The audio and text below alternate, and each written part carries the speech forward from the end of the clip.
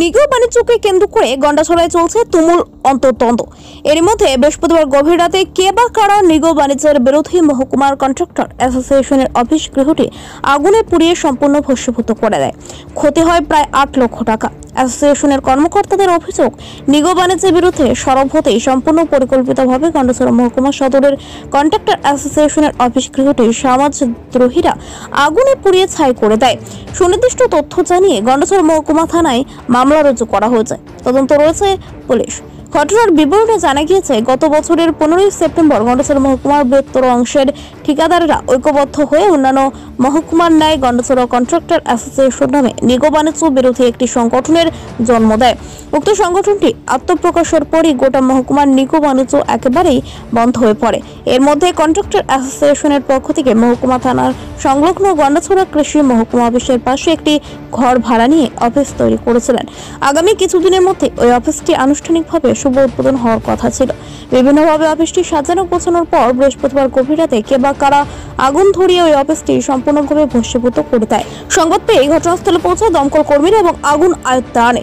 সঠিক সময়ে দমকল কর্মীরা ঘটনাস্থলে না আসলে বড় দুর্ঘটনা ঘটে যেতে পারত, কারণ পাশে ছিল কৃষি মহকুমা অফিস, পাশে রয়েছে পূর্ত এবং আরডি দপ্তরের ডিভিশনাল অফিস।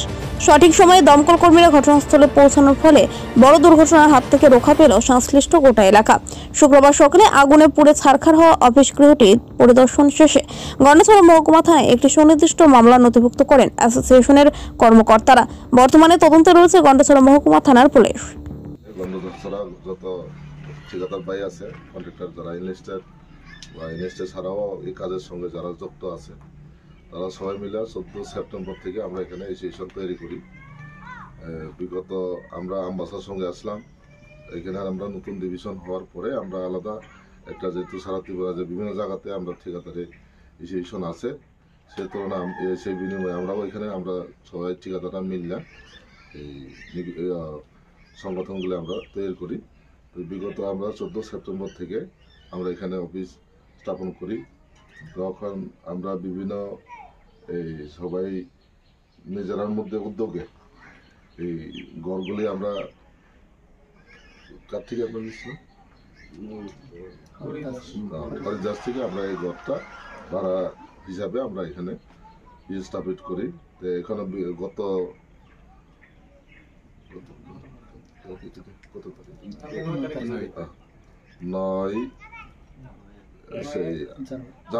9 জানুয়ারিতে রাত্রে কে বা কার দুষ্কৃতিকারী কিছু এখানে পুরানা দুষ্কৃতিকারী হতো বা কার সঙ্গে কি হয়েছে আমি তো আমার জানা নেই।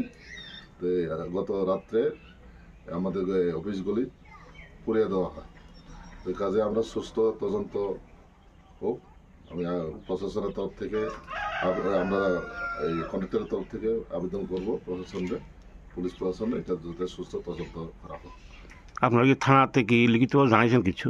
আমরা ওখানে জানাইতে পারছি না, ওখানে আমরা রেডি করতেছি, জানাবো। জানার পরে তারা কি পদক্ষেপ নেয় তদন্ত করে সেটা পরে দেখা যাবে। আপনাদের কি মনে হয়, এটা কি নাশকতামূলক, পরিকল্পিত নাশকতামূলক, কি মনে হয় আপনার? পরিকল্পিতভাবে আগে যারা কিছু লোক এদের সঙ্গে যারা কন্ট্রাক্টরি কাজের সঙ্গে জড়িত কিনা তারা নেগোসিয়েশন অমুক সমুক এইসব করছিল। তখন আমরা যারা কন্ট্রাক্টর অ্যাসোসিয়েশন হওয়ার পরে আমরা উপরে বিভিন্ন রকম চাপ সৃষ্টি হওয়ার পরে আমরা একটা এটা যাতে বন্ধ হোক আমরা চাইছিলাম, সবাই যাতে ফ্রি মুভমেন্টে কাজ করতে পারে, এই আশা রেখে আমরা যাতে সমর্থন করছি। এখন এটা হয়তো বা তাদের চক্রই হবে বা কেবা কারো এখন প্রশাসন বাইক করবো, ওইগুলি আমরা তাদের কাছে আবেদন করবো। আরো অনেক ক্ষতির পরিমাণ কিরকম হইব? 4-5 লাখ টাকা। এখন নতুন আমরা চেয়ার টেবিল বিভিন্ন সব আমার ফার্নিচারগুলি সব নতুন ঘর তৈরি আমরা 5-6 লাখ টাকা আমরা এখানে ইনভলভমেন্ট হয়েছে। ঠিক আছে, এটারই আমার বক্তব্য।